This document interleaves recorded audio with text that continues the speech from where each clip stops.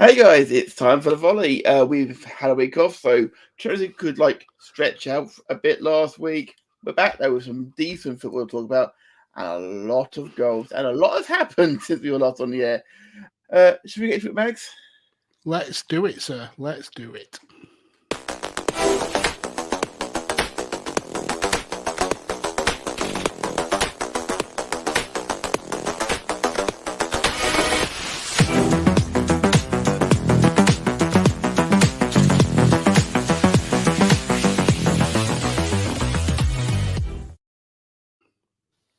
As always, I love that music so much. If you welcome to everybody who's watching us live here on YouTube or on Twitch as well at the same time. We love you.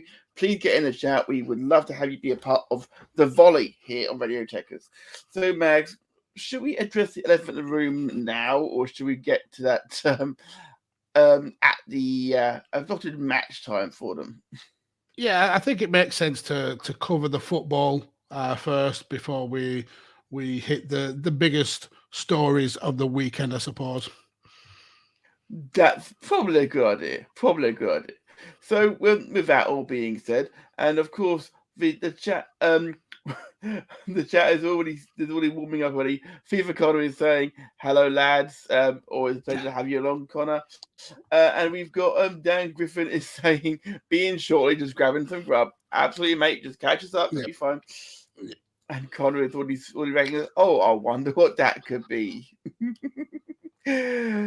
But this is true. This is unfortunate. Very true. Let's start with the first game of the weekend, though, Mags. Of a weekend which I didn't count the goals, but they were, I think, pushing 30. 3, 5, 11, 17, 20, 5, exactly 30 goals. Bang.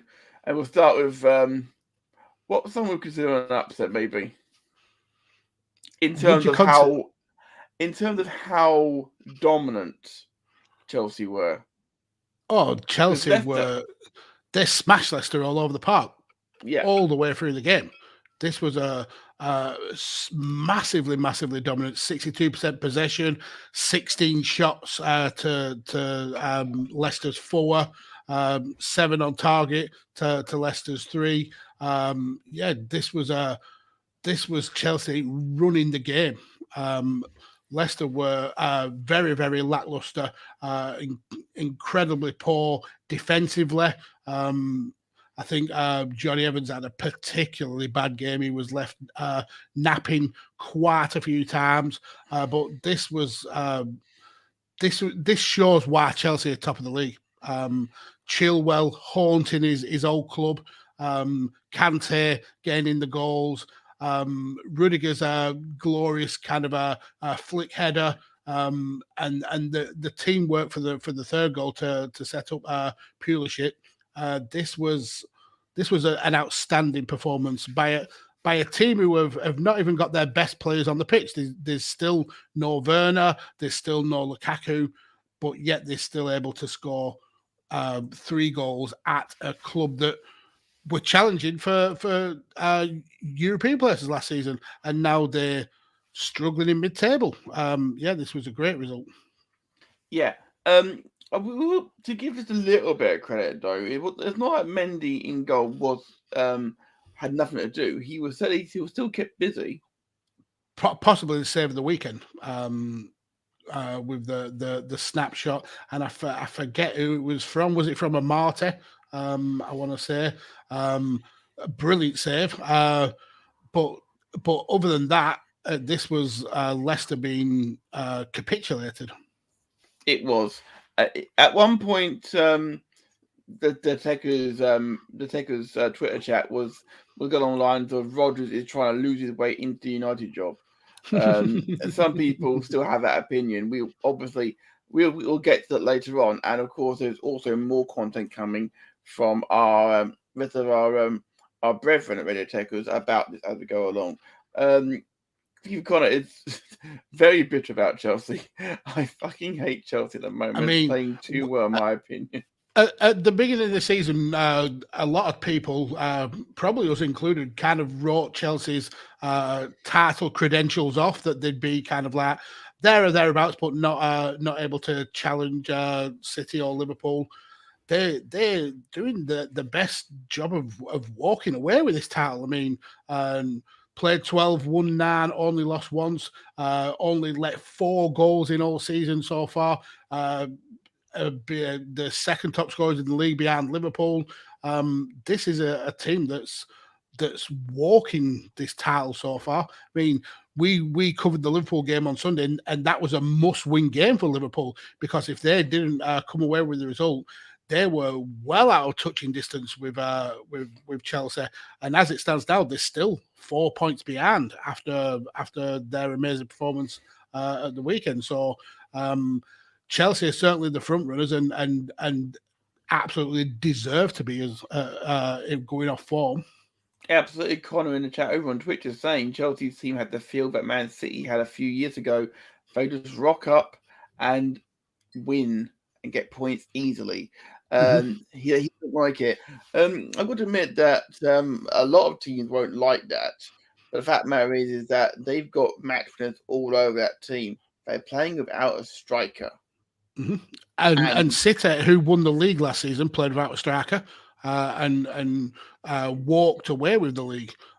So it seems to be the fashionable thing now, where you have all-round footballers in the front three rather than out-and-out strikers. Yeah, Dan Griffin in the chat. Welcome back, sir. Hope fully supplied with snacks, no doubt. Share them out. Share them out in the chat, mate. Share them out. Come on.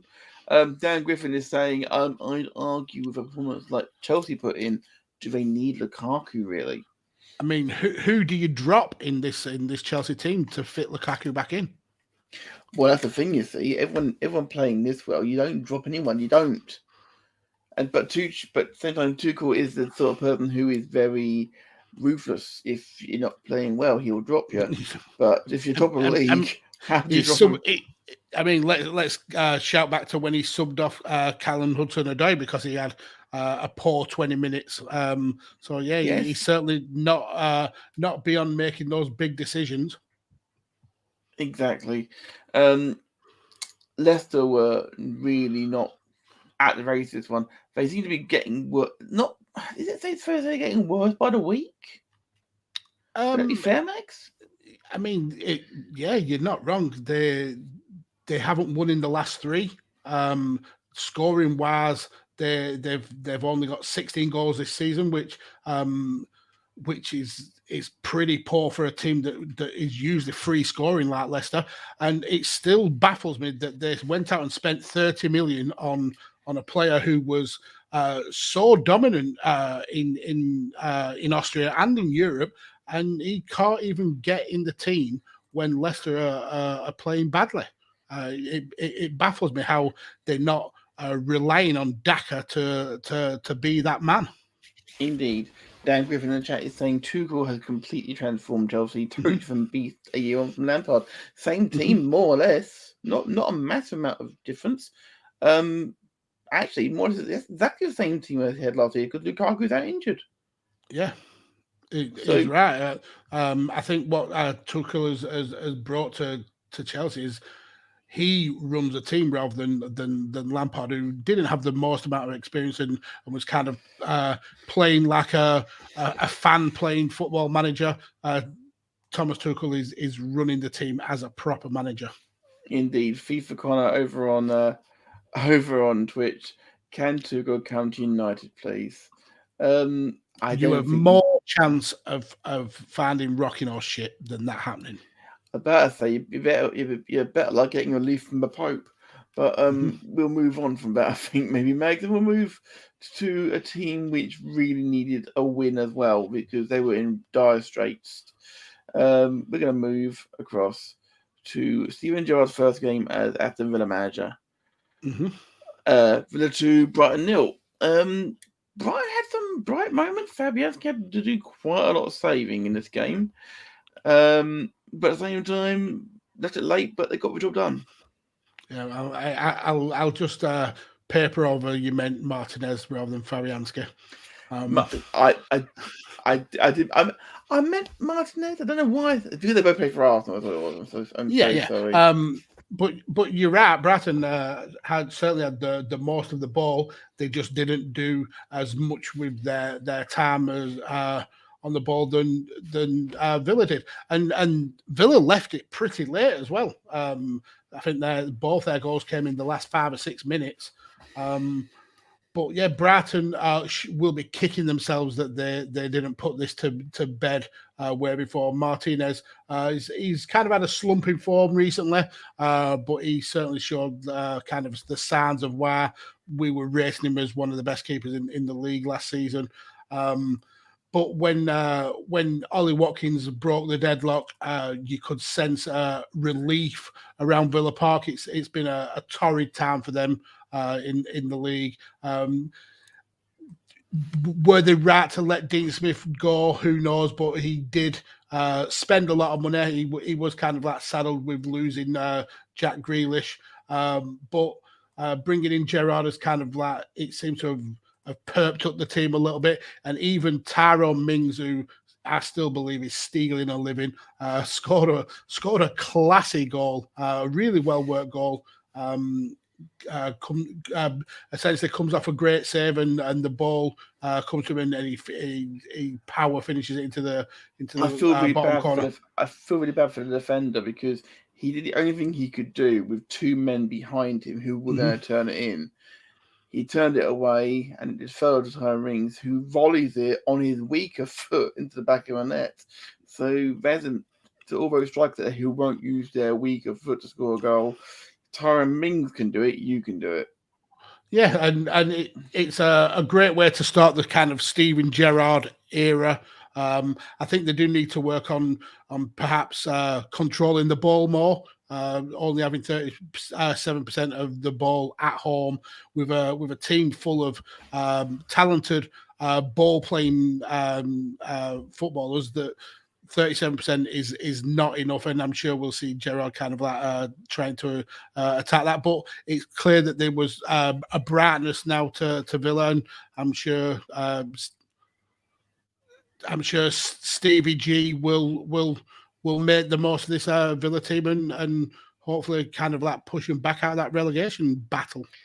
Indeed, Dan Griffin saying Watkins was already imitating Stevie G, popping up with a screamer when Villa needed it most. And it was I still think John McGinn is now their best player. I think he was in the middle of everything that Villa did right in this game. But there's certainly a lot to build on there. When you look at the players they bought in, likes of Buendia, there's always going to be positives. And I think that this will be the push on that Villa needs. Yeah, and Gerrard looked really, really. It didn't like he was just. He didn't do the whole Rodgers thing where he just puts an arm in the air, sort of thing like that. Being like, come on, show some passion. Gerrard showed passion, and you need to show passion, in my opinion, because that then G's the crowd up. That then G's the players up. If you haven't got that emotion. And let's be truthful about it. This job for Gerrard is it's almost like a trial. His career is not going to be defined on him being at Aston Villa. This is to see if he can hack it in the Premier League to be the next Liverpool manager. It's as clear and as simple as that. This is like a test run. So if he can do great things with Aston Villa, 3, 4, maybe 5 years down the line, I think we're going to see Gerrard leading the line at Liverpool again. Well, we did notice this, that Gerrard's contract at Villa runs out exactly the same time as Klopp's does at Liverpool. Which that's not purposefully done. Is it coincidence? We're not conspiracy theorists. We're not QAnon. But some people will draw their own theories from that. It may well work out well for him. Gerrard himself has said that Villa is not a stepping stone for him. I mean, he's going to say that. He's not going to come on and say, I'm only here for two years. Stevie G, I love you. I adore you as a Liverpool fan. You are one of the greatest players ever played for Liverpool. I don't buy it. Okay. I don't. You may be saying it, but I ain't buying. FIFA Connor in the chat over on Twitch saying that's not the mistake at all. And it probably isn't. We're not buying it, I don't think. But at the same time, if he doesn't keep Villa up, can he hack it? I think Villa would have stuck with Dean Smith personally, but perhaps we'll get to Dean Smith's return to management, which was instantaneous, in a moment. But let's talk about one of the most exciting games of the weekend. Exciting and frustrating. I imagine the frustration that you had, Mags, for sure. But what a game! Yeah. First of all, I've got to give Crystal Palace their props. Benteke and Conor Gallagher were unplayable in this game. Working together as part of that kind of like front line of Palace, they were so damn good. But the frustrating thing from coming from being a Burnley fan is going down 1-0 to Palace and then clawing the way back, then taking the lead, and then Burnley probably should have been having a penalty as well to lose the lead. That's the frustrating thing that we're seeing a lot at Burnley. The game was exciting to watch, and that first half was probably one of the best first halves that you're going to see. The kind of back and forth, but the man pulls it out again. Maxwell Cornet with a great volley to level the game, and after 50 minutes, we see the end of the goal scoring. And a point against this Palace team, I would be incredibly happy at if we'd have said at the beginning of the weekend you're going to come away with a point. But when you see the teams around you also picking up points, it is kind of worrying that we're not getting enough points on the board. But this was a positive for Burnley. Palace have been free scoring recently. Benteke is probably in his best patch since his time at Villa, the time that got him his move to Liverpool. So I'm happy with a point, just disappointed with losing the lead, something that Burnley really need to work on, being more kind of stout in defence when defending a lead. Yeah, I think I mentioned this to you on the live stream on Saturday, of course. And McCann needs to do his research a bit better since he called him Michael Cornet. Bless him. I think it might have been a trip over his words, or maybe that's what they call him, like a bit of slang. I don't get it personally if that is the case, but this was a very, very, very good game of football. Palace played really well, pressed well. Vieira's done a superb job with that team. The good thing is that you are scoring goals, Burnley, now, which is important, obviously. I mean, wins will come. If you're not scoring goals, you can't win games. Let's not forget that Palace are a very different beast they were under Roy Hodgson last year. The confused owl is gone. And Vieira had a massive rebuild to do. Yes. We kind of glossed over it over the last few weeks, but he had the majority of his first team out of contract. He had very little to spend in terms of transfers, and I think he's worked wonders in bringing in the players that he's brought in, and really kind of got this team gelling pretty quickly. It sometimes can be a struggle to get a team to gel. We've seen that time and time again in the Premier League. But Palace are in the top half of the division. They've had a little bit of a slump, but now back in the win column, and getting a point off Palace is good for Burnley. But we need to push on from that. We need to start converting 1 point into 3 points. Yes, as FIFA Quiet says on Twitch, I've heard scoring goals can lead to wins. Yes, we have heard that as well. Dan Griffin, though, speaking with massive praise for Mr. Cornet, he has been a revelation in the last 5-6 games. you and our roving reporter, Mr. Chris Harris, have said at length how that he's too good for Burnley. Yeah, he is. He absolutely is. I mean, Burnley are not a fashionable team. We are very much, as Chris's former podcast says, anti-football.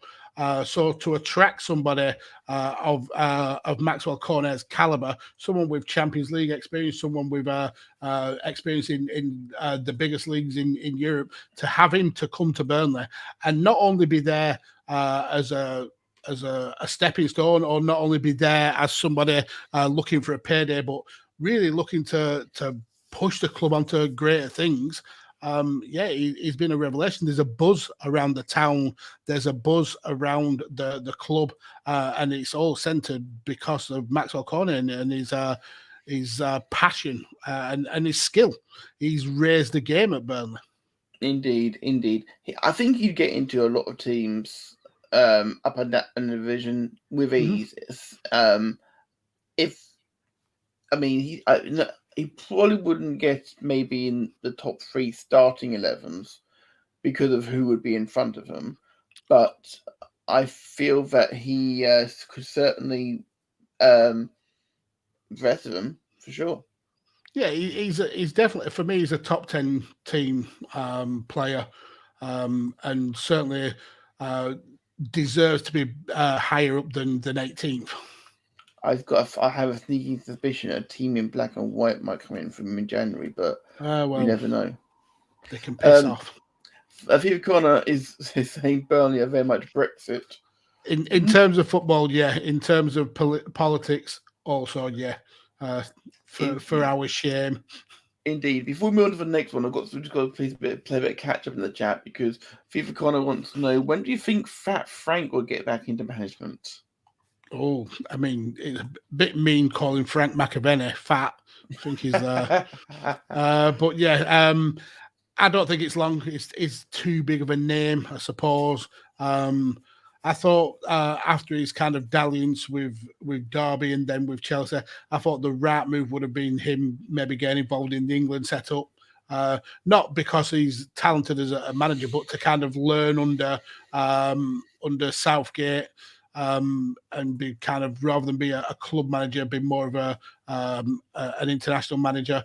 But with Southgate signing a new deal, I don't think that's going to be the right move for him. So it's potentially waiting for a bottom half of the team club to do with their manager. Maybe Watford are due a new manager. They've had Ranieri now for a good couple of months, so he may be outstaying his welcome pretty soon. But yeah, I think he needs to find a club that's at his level that he can grow with, because pushing him as the Chelsea manager was not the right move for him.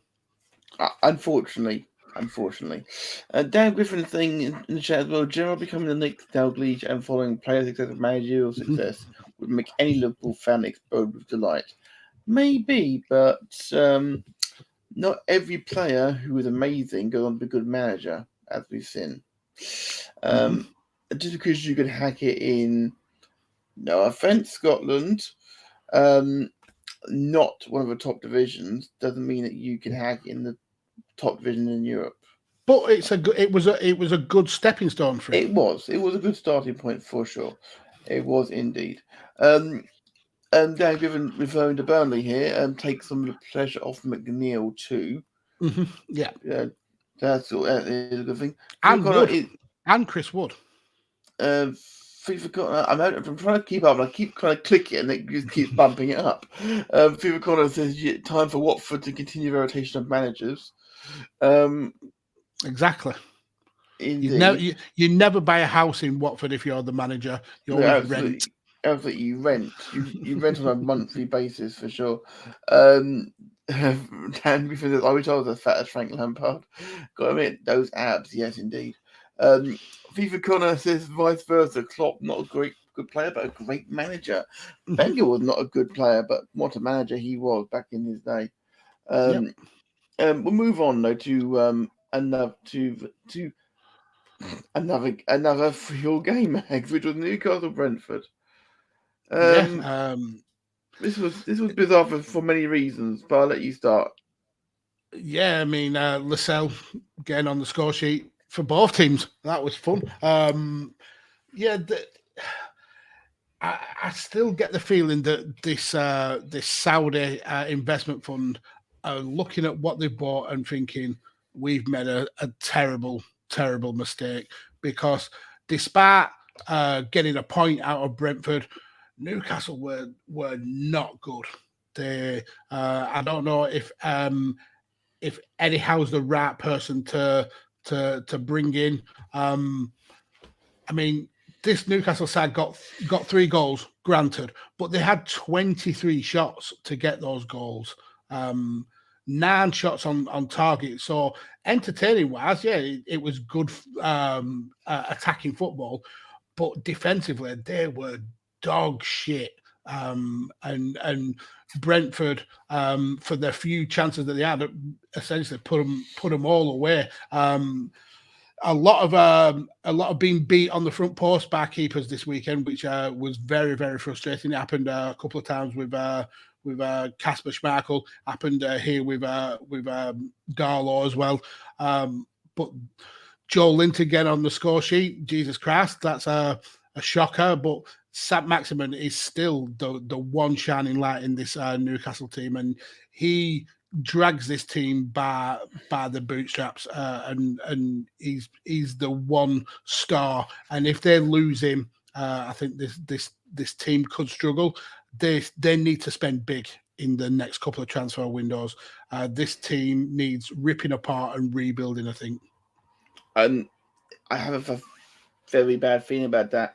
To actually go back on what you were saying, Mags, about them regretting it a little bit. After Joe Linton had scored, which Viva Connor has said, if Joe Linton could score, we all can.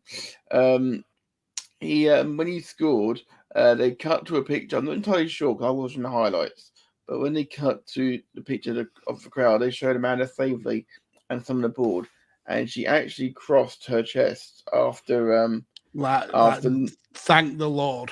I'm like, should you be doing that in front of the Saudis? No, I mean, forget about the religious side of things for a moment, because I'm not going to touch that with a barge pole. We're not going to do that here. But you're meant to have been selling this thing as if it's like the best thing and the sleeping giant you're awakening. Which, to be fair, if they can unlock the potential, they've got a fan base on a stadium already. Yeah. They've got everything there. They've got to get the team. Which is the problem. But the thing is, they brought in Eddie Howe to do a job. Essentially keep Newcastle up, and I don't think he's long in the job. I think once they've got the Saudis have got their feet firmly under the table and they've gone through this really tricky period of this season, I think Eddie Howe will be quickly gone. But what's changed between him coming in and Steve Bruce being the manager? It's still the same team, still the piss poor defense. Points. I mean, I understand that. But is this just because there's a new face around? Is Eddie Howe the man to revitalise this Newcastle team? I'm not convinced yet. But a point against Brentford a few weeks ago would have been brilliant. Now they're kind of like on a bit of a slump themselves. This is their first point in 5 games. So it's not good that the fact that they've been able to only draw with Brentford at home.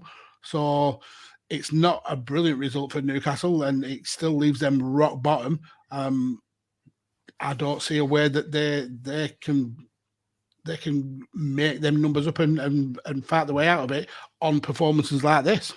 Indeed. And Darlow is not going to have done himself any favours being beaten at his near post, letting a shot go through his legs into the goal as well from Ivan Toney. Toney hit that more in hope than he did to actually score, but credit to him. You missed all the shot, don't take. So yeah, and then Lascelles with the huge deflection for the third goal. It just shows that when luck is not with you, everything goes wrong. Yeah. the fact that the commentator said so loudly and so passionately, John Joe Shelby to put the ball in, and right, Jesus Christ. I think that's the first time I've seen him pass the ball forward in about 3 years. Yeah, well, I'm maybe more down to see Bruce than it is everything else. At least Eddie Howe seemed attack. So, yeah, I mean, there is that. So maybe he is. Maybe, I mean, if he's got Joe Linton scoring, who knows what else Eddie Howe can get out of his team. I mean the cell looked like a confidence and a half.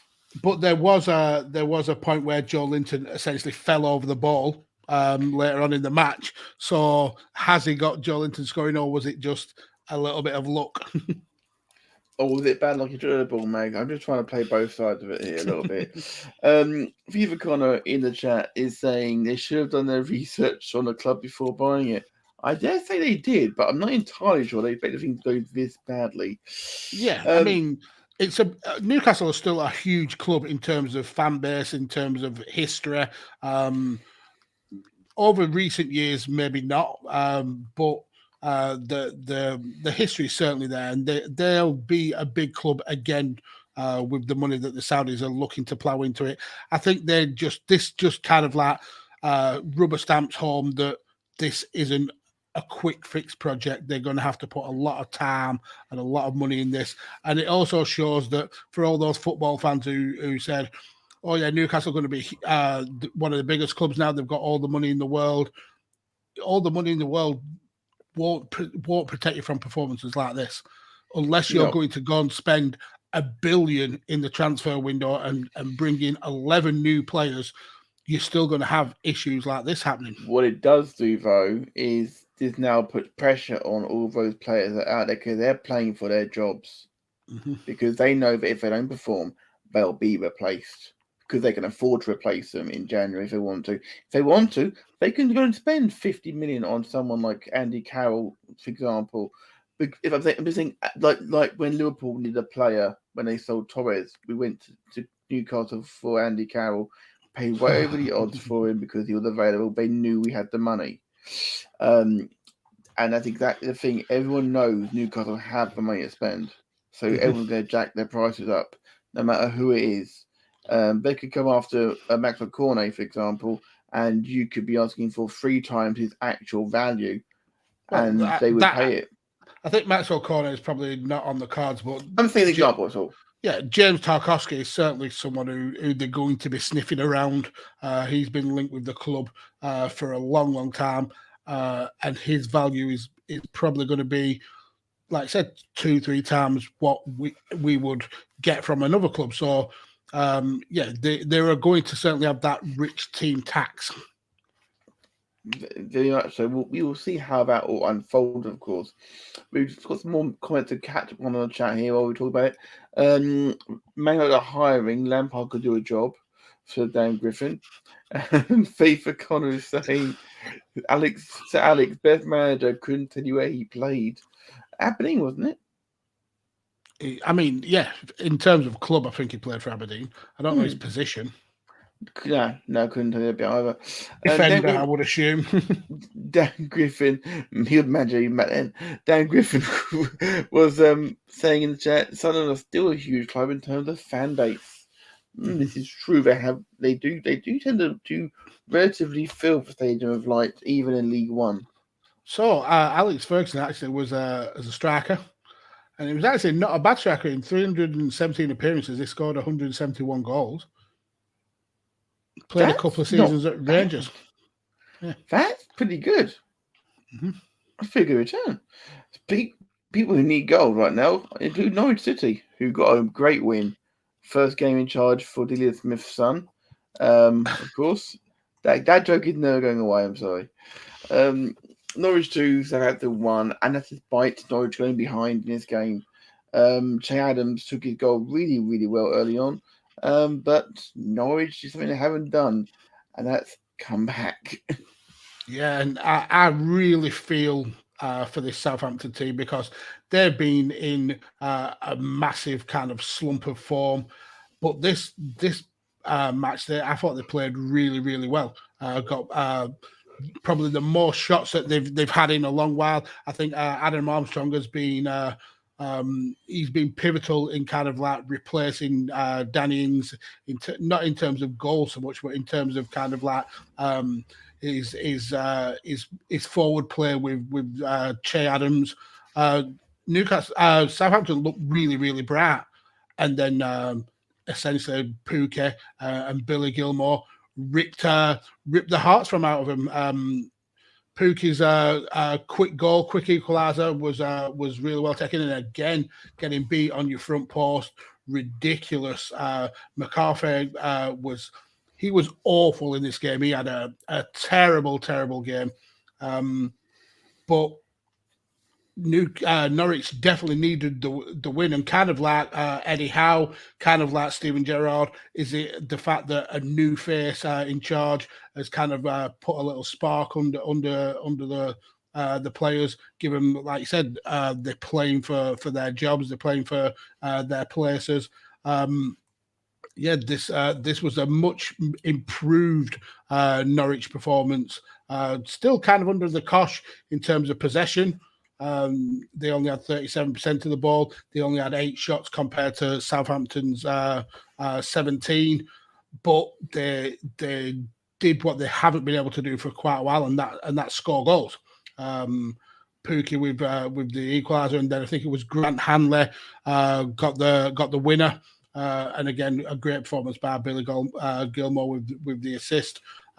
Great start for Dean Smith, and I'm glad he's back in the win column. I'm glad he's back managing, because I've had a soft spot for Dean Smith throughout his time at Villa. And I thought he was harshly done to after being dealt the kind of backlash of replacing Jack Grealish.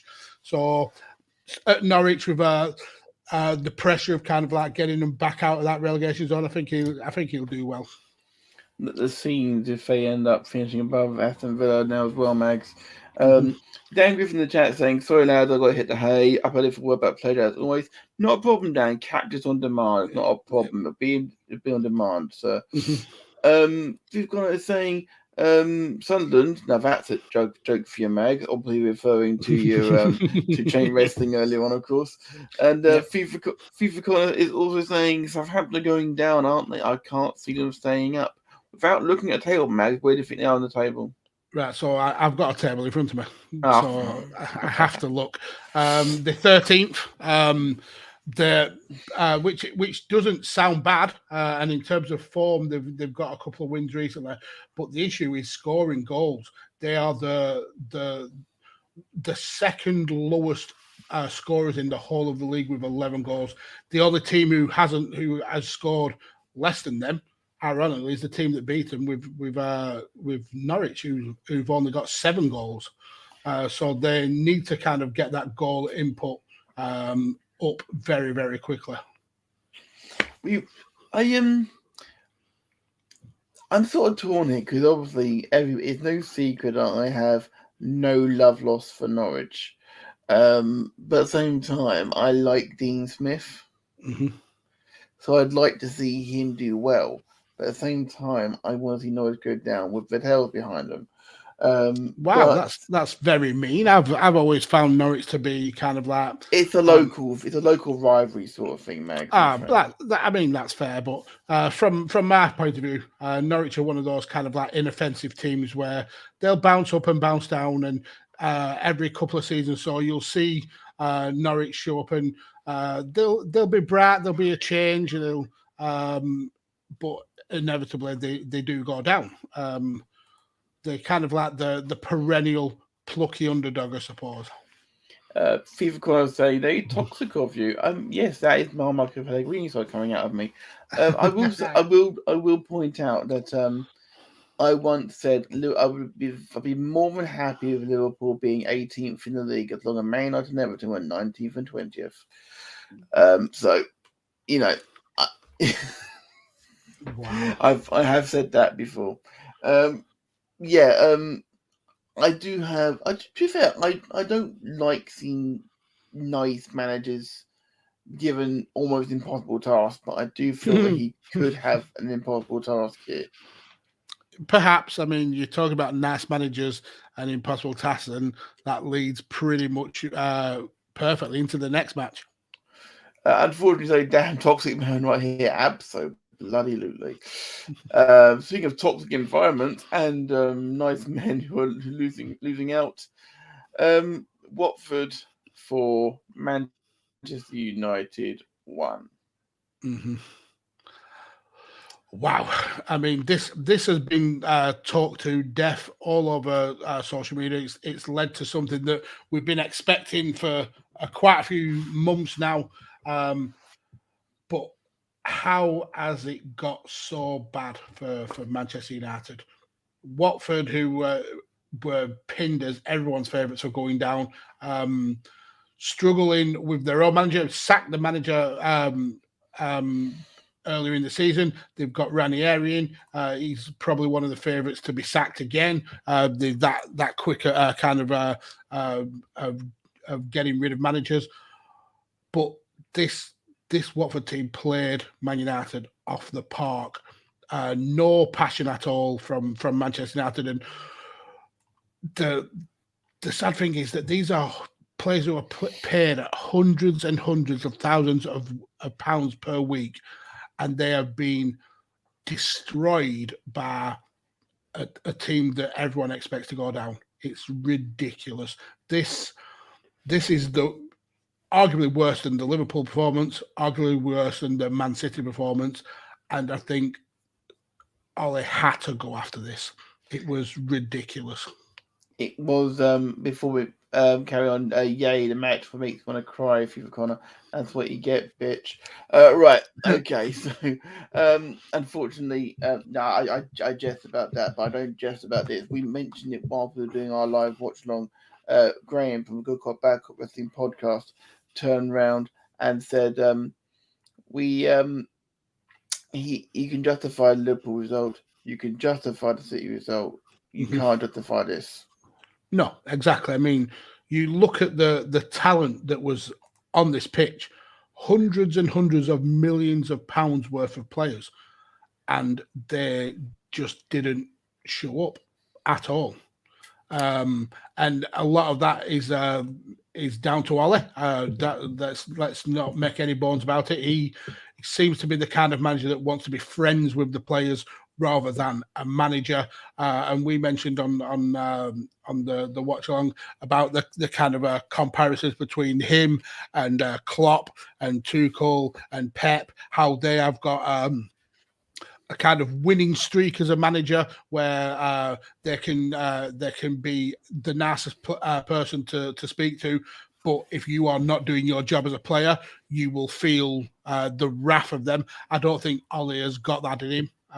And you bring in players like Ronaldo, big personalities, and you don't turn down the opportunity to sign a player like Ronaldo, but it kind of does change the whole narrative of what you were building with your team. And you see players like Donny van der Beek can't get game time, even though McTominay, Matic, and Fred have been absolutely woeful. The writing was always on the wall for Ole, and this result meant he had to go. Absolutely. As FIFA said, he said the other day in the live chat, as I said the other day, Ole is not cutthroat enough. No, exactly. He's not. And that's it's a shame because as weeks have gone by, I mean, let's call a spade a spade. They've won one of their last 7, only 2 of the last 8 in all competitions, and that's relegation form. Yeah, absolutely. Not championship winning form. They've got by far the worst form in the top half of the league, and arguably behind, say, Everton and Newcastle, the worst form. Everton, Newcastle, and maybe Brentford, they've got the worst form in all of the league. It's this is not what you expect from a Man United team, especially when you look at the players that they've got. Nobody stood out to lead. Nobody stood out to put this Watford team away, and they should have handily beat this Watford side. But when you've got a captain like Maguire, who in the England game was braying the fans with a cup in his ears, essentially sticking two fingers up to him for giving him grief. And then in the very next league match, puts in such a terrible performance where he was ripped apart by Josh King, then gets sent off for a tackle that was of his own doing. He tried to think he was the next Rio Ferdinand and play the ball out, lost control of the ball and went in two-footed.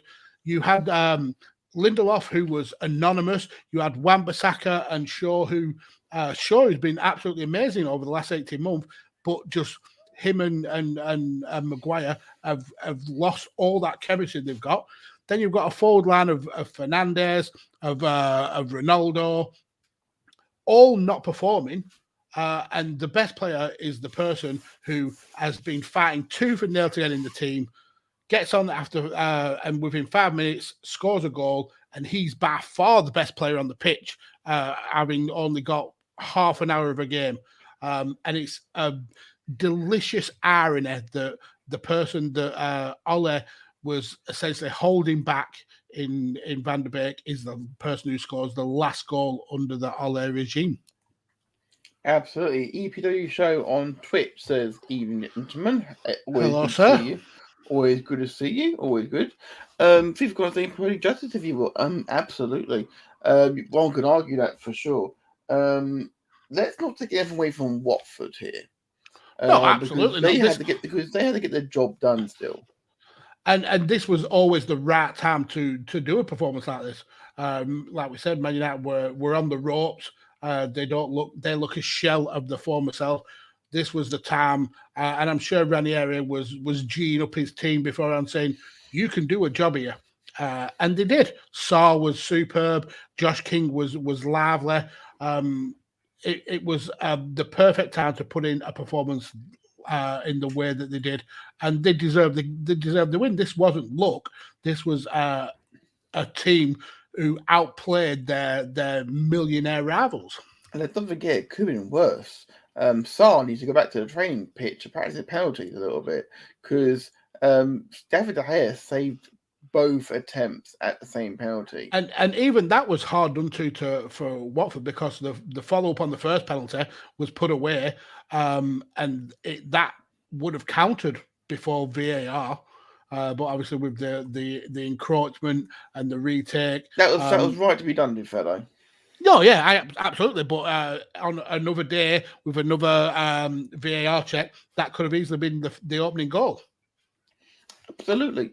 But to his credit, he didn't let him get him down, and then he scored to make up for it. You did get the feeling when Van der Beek came on, you felt like, okay, maybe and he scored, obviously. You thought, okay, maybe something's coming here. The thing is that this team, we've mentioned this so many times, I'm sick of saying it. This team finished second in the league last year. Mm-hmm. It wasn't a distant second either. It was, 5-6 points. It wasn't like they were 20 points behind when Liverpool won the league. They were second in the league, and they brought in Jadon Sancho. I actually saw, by the way, I looked on a Facebook group a Man United Facebook group where they signed Jadon Sancho, and they were like saying, "Can't wait to see him make his debut. Can't wait to see him scoring 25, 30 goals for us. Can't wait for him to win us the league." He's got no game time, and this is it. You can't spend. Is he injured? I don't believe so. He's played. He's been brought on as a sub quite a few times, but yeah, he's. I think he was going to be the kind of like the star of the show, but with the whole Ronaldo situation, Man United having the opportunity to re-sign him, it threw a massive spanner in the works. And that's not to say you shouldn't sign Ronaldo. If he's available, you absolutely sign Ronaldo. That is the thing, though, Mags, because as FIFA says, he's not injured. I have to say, and Chris has made this point on previous videos on the channel, by signing Ronaldo, it upset the balance. Mm-hmm. And because of that, and I generally mean this, and I'm actually going to throw up my mouth a little bit saying this. If they hadn't signed Ronaldo, Man United, I genuinely believe this, Man United would be at least 4 places higher on the table right now. I mean, perhaps. I mean, who's to know? My issue with the whole Ronaldo thing is, like I've said, you sign a player of Ronaldo's quality if given the opportunity. He's a massive, massive star. He's always going to get you goals. But he's not, though. Yeah, but he was at the beginning of the season. He was the only person for Man United who was getting the goals. The issue is he's not the player that left Man United. He's not the player that was destroying teams in La Liga. He's lost a bit of pace. He doesn't track back. And when you're playing McTominay and Fred in that kind of double pivot where they both struggle, you need a player who's going to essentially be box to box, and that's never the player that Ronaldo was going to be. And they've lost that edge that you got from Cavani, the edge that you got from Rashford, from Greenwood, because you are forcing a square peg into a round hole by fitting Ronaldo into this system. Connor over on Twitch saying we never know. Ole could have still had this massive letdown this season, which could have been worse without Ronaldo. Absolutely, that absolutely could have been the case. But I'd like to point out, Ronaldo didn't sign at the start of the season. And Ronaldo signed a couple of days before the deadline day. I think at that point, Man United were not 100%, but they were unbeaten at that point. Yeah, and they brought in Sancho. The issue is spending huge amounts of money on players and then not giving them game time. I just don't get the sense in it. Why bring in Van der Beek if you're not going to play him? Why bring in Sancho if you're not going to play him? It doesn't make sense. And Stephen Connor says, Ole also had the problem of not making subs soon enough. This is another valid point. You don't wait that long to make subs if you're losing. If you know something's not going right, hook someone. Because that's what you see that from Klopp, you see it from Tuchel, you see it from Guardiola. If someone's not delivering and you need to make a change, they do it. They don't care about the egos, they make the changes. Speaking of egos, Mag, you want to know, but according to Sky Bet, the top 5 managers who'll be for new Man United managers job? So I saw a post on Twitter that Steve Bruce's odds in August was 150 to 1, and now I think he's at 14s. Sky Bet had him at 20. Okay, but he's actually put his name out there as well. He's actually said he'd take the job. Yeah, he is free with it.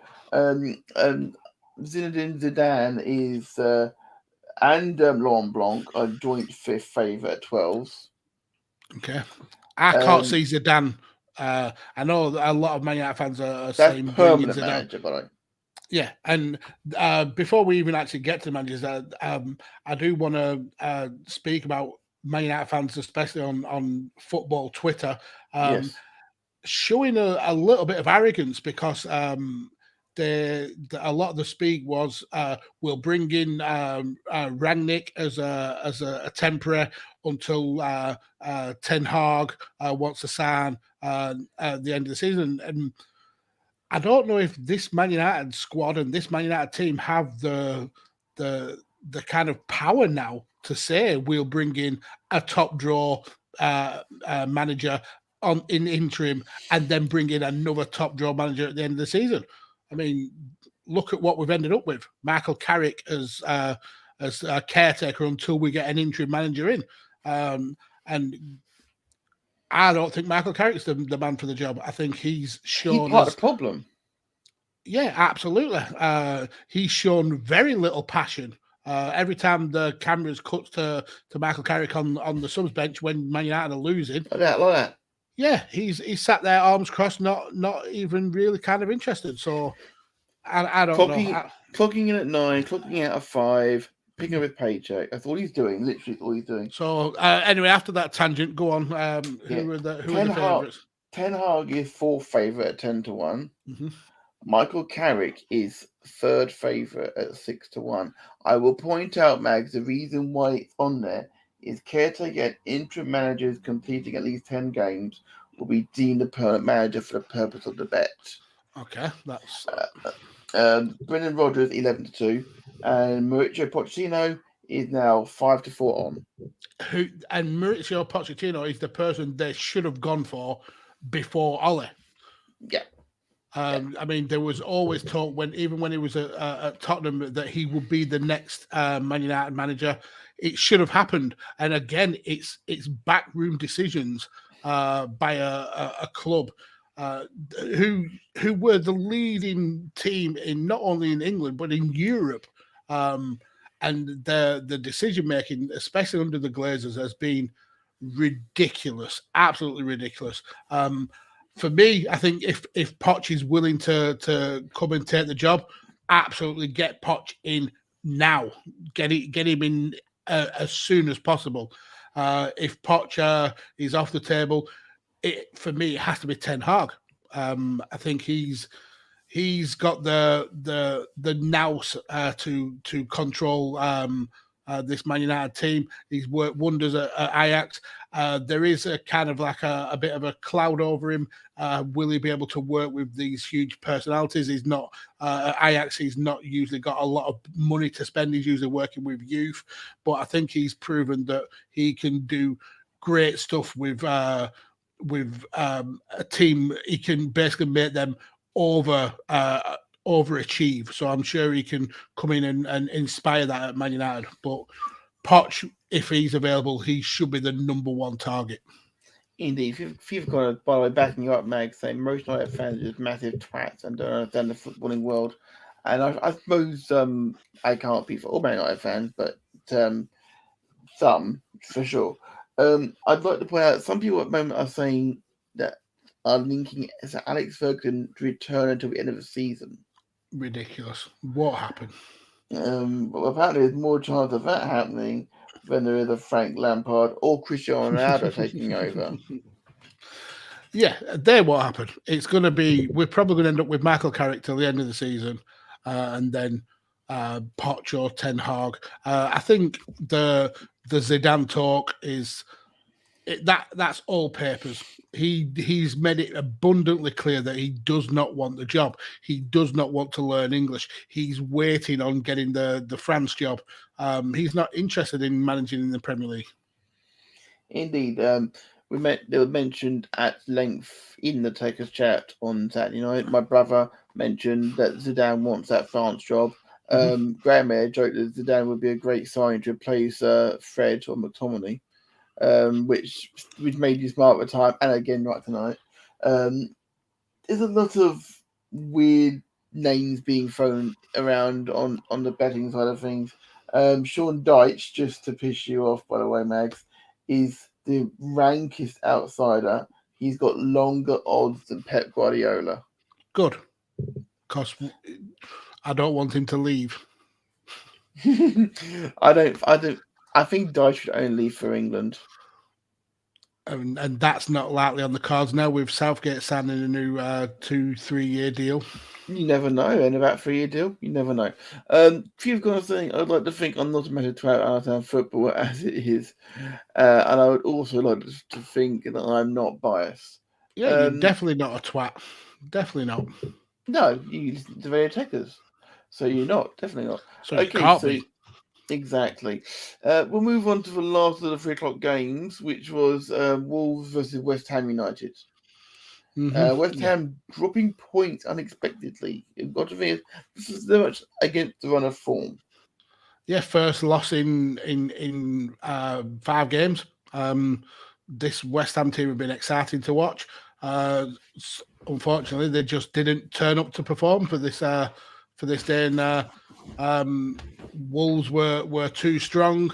They controlled the game, had almost double the amount of shots that West Ham had, and thoroughly deserved the points. I thought it was it wasn't the best game to watch in terms of action, but Wolves certainly deserved the victory, and West Ham can be thankful to Fabianski and not Martinez. Wink. They kept it at 1-0. I deserve that one, Max. Absolutely deserve that one. Yeah, Jimenez getting back among the goals again, and should have had one early in the game, but Fabianski didn't. He came and he stopped, and he did come and he did manage to prevent Jimenez from chipping it. And to be fair, it wasn't the best game of football. It was, I think, at some points, the highlight packages were struggling to find things to put into it. I mean, there was a couple of bright spots. Podence had a spot where he had two really decent shots that pulled out saves from Fabianski. Nelson Semedo put a shot wide after some good work by Art Nori. But yeah, this wasn't the most entertaining game. But Wolves needed the win. And they got it, and they absolutely deserve it. I think that moves them into the top six above Tottenham. Pushing, it's an interesting actually looking top six. You've got West Ham at 4th and Wolves at 6th, and it's sandwiched in between them. You've got another surprise in the top 6 in Arsenal. Yes, we'll come to Arsenal in a moment. Some people are saying, "Oh, that's it. It's all over for West Ham." It's a blip. They'll be back scoring goals again next weekend. I don't know who they're playing next weekend, but I dare say they'll be back among the goals and probably getting another win under their belt, because I've got a good feeling about this West Ham team this year. They're going to be Champions League contenders. If not, they get into it or not sure. But they're certainly amongst the European spots this year. They keep playing where they've been playing. I think they'll struggle next weekend because I think it's City away they've got. They've already beaten once there. It's fine. I know, but this is a City team that are trying to breathe down Chelsea's neck, and they put in a decent performance of their own this week. So. Indeed, kind of backing you up, saying West Ham and Man City next week, yeah. Mm-hmm. But if they beat them, then they definitely consider themselves Champions League contenders, I think. Yeah, but I agree with you. This is a blip. I think Moyes is he could be on the list for Manager of the Year for what he's done with West Ham. But Wolves deserve the points. You can't fault them for that.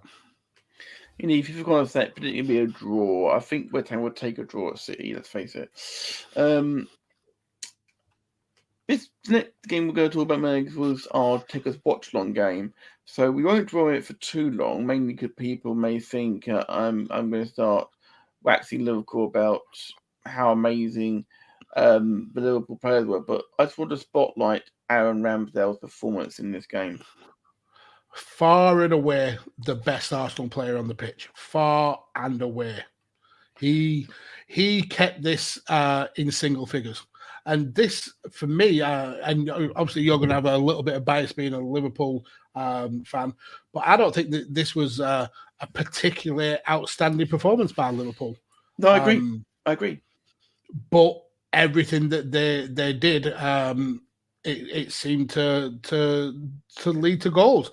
I think they certainly performed better in the second half. There were a lot more opportunities in the second half, and they had a total of 19 shots, 9 on target. And to say that they've got these amazing statistics and it not being their best performance just shows how better this Liverpool team can actually get. They won this match without even trying. And if it was, and like I said, if it wasn't for Ramsdale and some of the amazing saves that he pulled off, and point blank saves as well, he was a star, and he didn't deserve a 4-0 drubbing. Certainly not. Indeed. Talking of Arsenal, in the chat, Conor McKay, welcome. Hello, sir. Welcome back. Always, and Matt, always a good thing to have to say it twice. So nice, he said it twice. Are you from the north, sir? Say nothing twice up there as well. It's To put it in the context, Taki Minamino has his first league goal at Anfield. And he scored with his first touch of the game. That's how you do it, kids. That's how you do it. Obviously, Mane and Salah, their partnership up front worked really, really well. Jota, opportunistic with the goal he got. But he's started to earn the nickname in some of the Liverpool threads, Jota the Slotter. I mean, because he slots them away. Yeah, I mean, I was someone who was a bit down on the signing of Jota. I absolutely will eat crow on that. I think he's fitted in really well as kind of like a backup to the Liverpool front three. But for me, this game was controlled by Trent Alexander-Arnold. I think his input in this game was phenomenal. Everything he did was pinpoint accurate. So damn good. He's the epitome of an attacking fullback. Indeed. He's now got over 50 Premier League assists, which I need to correct. I need to correct this, but I think he's now beating Kevin De Bruyne's record of fewest games to get to 50. I would not be surprised. And you've got this kid for the next 10, 15 years. That's outstanding. I think he's the sort of player who could be a one club man. You would hope so. Nowadays. You don't get many of them nowadays, but he grew up like not far from Anfield. He went to with mum and his siblings to lean over the wall at Melwood and watch the players train. He literally, when he got that shirt, they offered him a lower number 2, been available for a while. Traditionally, right back takes the number 2 shirt. Obviously, he was offered. He said, "No, I'm number 66." And when I heard him say that, like that means that one thing. No, shirt numbers don't mean anything nowadays, but to him, that's his number, and he's. Let's face it.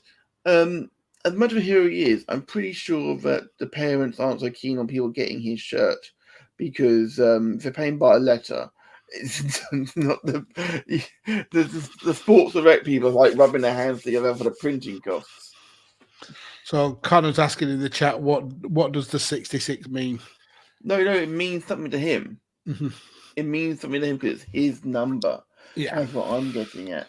Because if you look at the players that they had on the bench there, this was a Liverpool team who were pretty ravaged by injuries, and they had like Connor Phillips, Nat Phillips at 47, Gordon at 49, Beck 63, and Morton, who came on, got about 5-10 minutes. He was number 80, and I think even he was impressive for the few minutes that he got on. So a lot of these young Liverpool players are really kind of getting attached to their squad number in the team. Yeah, and the thing about it is tomorrow night. We don't know what the team tomorrow night is. It's going to be interesting what team Klopp plays tomorrow night, or Wednesday night. Maybe Wednesday. I'm not quite sure which one it is, because obviously Liverpool have won the group with 2 games to play.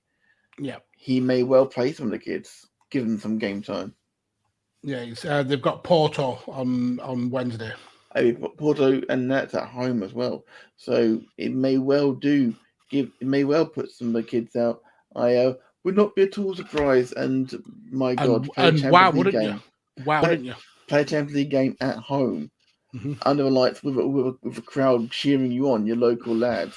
What more could you want? You don't get this opportunity often. You may well get a game. Sai in the chat, hello. Go to sleep. He's saying he's feeling quite lethargic recently. Go and get yourself some well-earned rest, sir. He actually mentions how quickly head to the editing. Brilliant. Didn't even a bit. You better just want to check in and say hi. Brilliant. Always a pleasure, sir. Never a chore. Absolutely. FIFA Connor says, I gathered it meant something to him. I didn't know if he said what it meant. I think he just does. It's his number sort of thing. A bit like Hamilton in Formula One. He's had 44 his entire career. He's never taken number one as world champion, apart from when he had to in 2009. Because everyone has had that number, whereas I've only had 44. I'm like, well, yeah, I guess. Not entirely sure that no one else has had it, but I think it's just because it's their number that they were given and they don't want to get rid of it, sort of thing. It's because I think that's the reason why. Yeah. So I've actually looked it up, and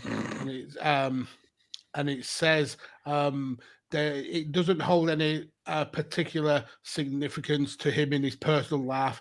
It turns out that the club's kit manager, a guy called Lee Radcliffe, he assigns the numbers to the players, and he has a thing where he assigns high numbers to the youth players, just as kind of like just something he does. It says we don't like to give them a low number in case it feeds into the player that they're already a big star, that they're going to make, and it makes them kind of like drop off in terms of performing. So he makes them kind of pick out one of the bigger numbers, and that's just the number that Trent picked, and it stuck with him, and he said he's going to carry that all the way through his career. Works for me. Shame you can't have it for England, really, because I think he would if he could. He's actually his first appearance for the team. He wore number 2. That was in a pre-season friendly against Swindon when he was 16. But that was when they didn't have names on the shirts, and they were just all the players were 1 to 11. Indeed, I remember his first competitive game that he started. He started in a Champions League game and he scored a free kick. And that was when Coutinho was umming and ahhing about leaving the club. And remember, he scored the free kick, and the commentator said, "Coutinho who?" I mean, fair. To be fair, that was like 5 years ago now. And you would say that he may be a better player than Coutinho. I think he's eclipsed. He certainly eclipsed him as far as being a Liverpool player, because won the Champions League and won the Premier League. So I would say that he's eclipsed his Liverpool career for sure. But we'll back to Liverpool about Trent Alexander-Arnold and Liverpool all day, Mag. But people want to get to bed at some point.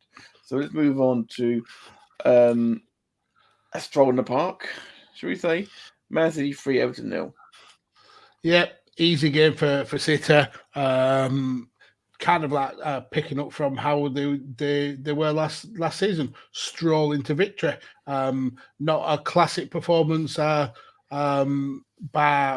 City, but it didn't need to be. Everton were toothless. They showed no heart, no passion, and had the lowest percentage of the ball that I've seen in a long, long time. They had 23% of the ball, which for a team with the kind of history of Everton, with a manager who likes to play flowing football in Rafa, it's just not working. It's absolutely not working. They are just getting destroyed time and time again. This was a walk in the park for Man City. Indeed, Sterling could have had a couple. I'm very surprised there was one when the ball came across to him, he took a touch, should have just buried it. Mm-hmm. I'm trying to be less critical towards Sterling because I've got this. I used to have this massive chip on my shoulder about the way he left, but I also understand that most of that was his agent being a dick rather than the man himself. So I'm trying to be a little bit more fair with my comments, but should have done better here. And especially when you're not getting much game time, you really should be, because he's been benched most of the time recently. I don't get it. He was one of England's best players at the Euros. Yeah, and he's been absolutely outstanding for City. all the way through his time there. So it's weird how he's suddenly in the doghouse. I don't know what's going on behind the scenes, I suppose. But in this game, whilst he didn't put in a stellar performance, he still was bright and up front. I think for me, Rodri was probably the best player for City, scoring another goal from outside the box. But yeah, this was a win at a canter. Everton obviously missing the big man in Calvert-Lewin, but no player is stepping up to kind of take his place. Richarlison is as poor as always. Rondon is absolutely is just terrible. There's no fight in this Everton team, and it's worrying, especially when you consider they brought in Gray and he started the season pretty brightly, and he was probably the best player in this week performance by Everton, and even he didn't kind of cover himself in glory. I don't think Benitez is long for this job. He got away with a lot of this at Newcastle. He was adored at Newcastle, but I saw some very poor performances from the Newcastle team when he was manager. But he was loved there. He's not loved at Everton. The run they've got to beat Brentford next weekend. And but do you see that happening? Because I believe that they're between them and Brentford, they've got the worst form in the whole of the league. 1 point out of the last 5. So you can see that game being a draw. But the problem with Everton is they're not scoring goals. They're really right, Max. They're missing Dominic Calvert-Lewin, and there's nobody there to kind of replace that goal threat they've had. I think they've scored 1 in the last 3 or 4 games, which is 1 last 3. Yeah, that's shocking. Absolutely shocking. Indeed. Bear in mind, they need to beat Brentford and feasibly pick up a good win against one of the stronger teams in the league before Christmas. Because feasibly they need to do, but the fact that turned far quicker. I think they've got Brentford this weekend, that like you said, and then I think they've got Liverpool that coming up after that. I think that was a midweek game. Getting away, yeah. And then they've got Arsenal, who are on a good run of form. Palace, who are free scoring. Chelsea after that. Leicester. And then Burnley on Boxing Day. That's a rough run for Everton. In the form that they're in, they need to be winning 4 or 5 out of those games, and I can't see them winning any of them. I wouldn't want to be going to Turf Moor on Boxing Day either. I know. I mean, it's a shithole. The best. I wasn't saying that either. It's a tough place to go at the best of times. That's what I was trying. So I was trying to be complimentary. It's I know. You've gone in the chat is saying is what I have to do with Pogba. Most of his shit is Ronaldo, who's just a massive twat. I'm guessing that's his agent. I'm guessing. Yeah. City were flawless in this game. I don't think that that Everton had to make a save of note, which is not good when you are supposed to be trying to improve on last year and push on. I mean, yes, Ancelotti walked out on you, but Benitez isn't that bad of a manager. But the fans are going to turn on him immediately because they don't want it. Again. They don't want him there in the first place because of the Liverpool connection. Absolutely. So we need to move on to the last game of the weekend, Max, which was, and I watched this game, and the goals aside, this was the most boring match of the weekend to watch. Really? I've only scanned the highlights. I think that Leeds have. I think it's getting clearer and clearer that Leeds and Bielsa ball has been found out. I know they're still struggling with some big losses in terms of injuries, but this wasn't the classic Leeds performance that we've seen over the last 18 months. And Spurs, and I think it was Graham who put in the comments about Spurs not even having a shot on target in like 4 games, and up to the end of the first half, they still hadn't got a shot on target. Hit the post and hit the bar, but yeah, this felt like it was just going to be Tottenham not performing yet again. Luckily for them, Højbjerg and Reguilon kind of like dragged a win out of the jaws of defeat. But when you've got players like Son, and when you've got players like Kane, who again put in another and Lucas, for that matter, yeah. This team should be free scoring. It absolutely should be free scoring. But the performance was bad. The captain Kane, he should be. And I understand he wanted his move, and he kind of had issues with Levy. I get all that, but you are still there to do a job. You're still there to if you want that move, you're still there to keep your name in the shop window. This performance is testament of a player throwing his toys out of the pram. He was piss poor. I mean, I think he's got 1 goal all season, which from England's number one, a player who scored, was it 7 goals in 2 games for England, and can't get 1 for Tottenham. That's ridiculous.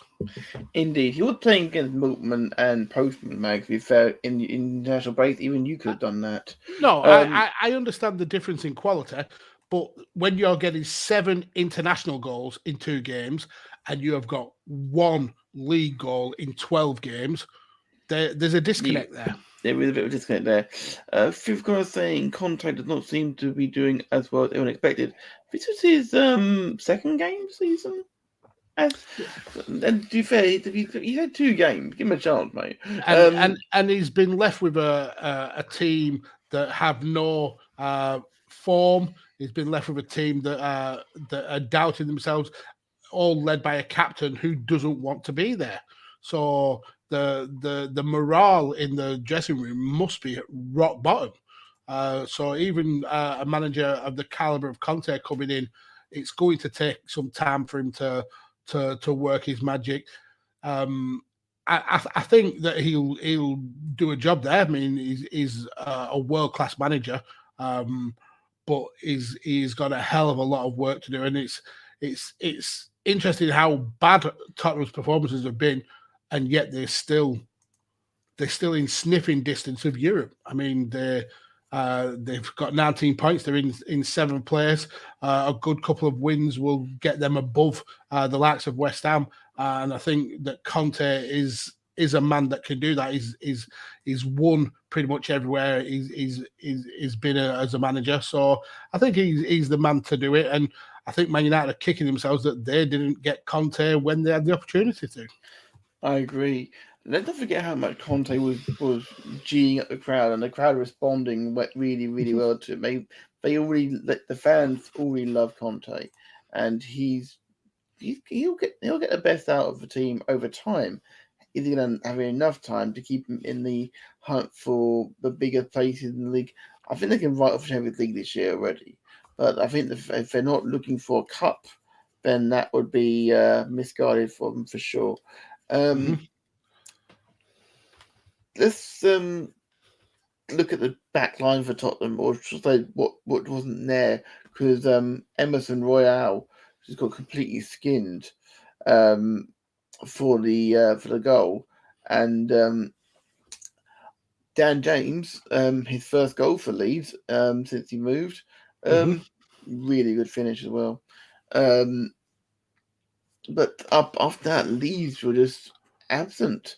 It's like that goal went in, and Tottenham were like, okay, we're going to keep it arm's length for now. And then they did get the result. I mean, Reguilon was the one who was chasing in the free kick, which, by the way, Eric Dyer took. Not Kane. He did. Eric Dyer took it. And it just happened to fall to Reguilon, who was chasing in. Not Kane. Not Son. It took a huge deflection as well. Mm. It was not a good free kick. But when you need a bit of luck, you will take anything that comes. And let's face it, Reguilon needed a bit of luck on that one, I feel. Right. So yeah, Tottenham certainly back on the winning side of things, and they need to be. Leeds, I hope for their sake, that they get that together before they end up plummeting further into it, because they're just on the lip of relegation zone now, and Burnley are knocking on their back door. That sounds wrong in every sense of the word, but yeah, it's late, man. Let me off. I get the sentiment. Absolutely. So we've done to death the news about Mr. Solskjaer leaving, of course. So we're not going to discuss him any further. But we have been asked a question by Mr. Connor in the chat. Where do you think United will finish this season? Max, you first. I think United should write the season off. I think all hope of qualifying for the Europa League is probably the best they can expect. I think top 6 is what they're probably going to be aiming for, but in this form, I can see mid-table, which will be that'll be horrific for a club the size of Man United. If they carry in the same vein of form, and there's nothing to suggest they won't, seeing as they haven't addressed the main problem, which is Carrick is still there. I think that they could quite easily finish 10th. Mm-hmm. And a possibility. For a club like Manchester United, that's unacceptable. Unacceptable.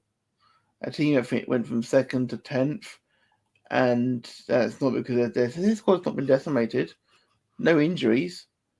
Just no vision. No one seems to care, apart from the guy who's not playing. Yep, absolutely. And David De Gea. That's it. Harry Maguire, I saw a great joke which was said to me by Graham, and that was Harry Maguire will miss the game against Chelsea. Chelsea have appealed the decision. I mean, they'll be going to Chelsea without Varane or Maguire. Indeed, Phil Jones, time to shine. FIFA Connor saying, looks like I'll be crying all season then. You've asked what we thought, and to be fair, we're 2 idiots who are giving our opinions, but there is some basis to what we're talking about, unfortunately. Unfortunately, we've said it before. Right, mate, before we wrap up, who was your player of the week? I think Trent Alexander-Arnold. He had an absolutely outstanding game for Liverpool. Was involved in everything that they did going forward. I think he's not only is he a star now, but he's going to be a star for the next 10 years. So for me, player of the weekend was Alexander-Arnold. Any week, Mags, he would have been my pick, but he wasn't this week. Quite simply, my pick is the man who kept the score down. It's Aaron Ramsdale, because I can understand that. He made save after save after save. He saved with his feet. He did reverse grab saves. He literally fingertipped over a couple of shots. Without him, it would have been a quicker score. We could have had a Premier League record. It was scary at times how well that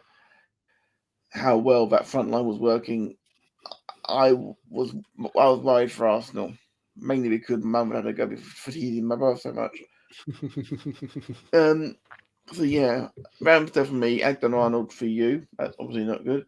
FIFA in the chat is saying, I agree, it does not look good. and Harry Maguire helped Watford get a big upset win. To be fair, even before sending off, it was Watford were already looking controlling grim. the game. Yeah, Watford were in control of the game.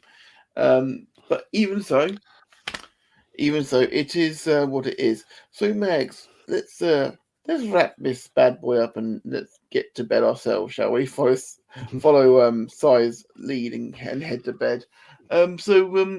Where can people get in touch with your good self? Down here on the Twitters at Podfather Mags, where I'm all over the content that we put out here on Radio Tekkers. I also am involved with Visionaries Global Media with 5 rounds and the Chair Shot with Badlands returning and a change in attitude and the midweek mainstay. So yeah, I've got my fingers in many, many pies. Always a pleasure listening to all of your content, sir. Thank you for everything you do and for being my co-host on this little dog and pony show called The Volley, which you can follow. More than welcome. Which you can follow at The Volley Live, and you can follow me at Matchday UK. Find me here every Monday with Mags. Find me usually around in one of the Tekkers live chats, and also find me on Visual Good Media on a plethora of podcasts. On behalf of myself and Mags, thank you for watching. Thank you for taking part if you did. And if you're watching a video on demand, welcome. Join us next week, why don't you? On behalf of myself and Mags, we're out of here. Bye-bye.